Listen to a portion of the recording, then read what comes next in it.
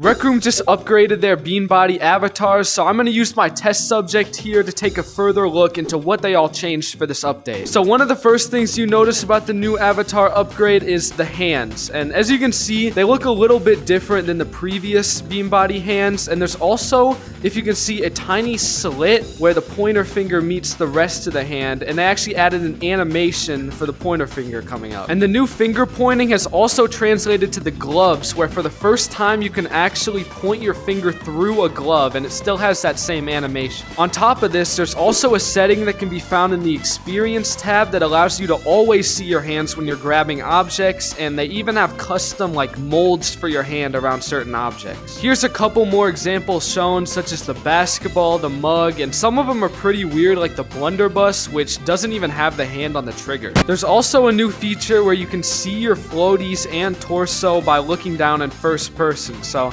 let me just ask you, can you see your torso and floaty?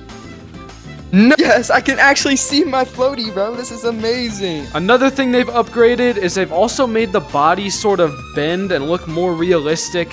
As you can see, there's curves to the torso and such when you face your head in different... Okay, he's twerking. But as I was saying, yeah, you can kind of see whichever way you bend, the body kind of moves in a more realistic way. They've also changed some of the animations, like the sliding animation, and as you can see, it's kind of cursed with the bendy body and such. And finally, very similar to the full body, you can now add noses and eyebrows to the Beanbody avatars, which can make it look pretty interesting. Now, before you get too excited about this new change, this is a split test, so I would recommend hopping on Rec Room to see if you have access.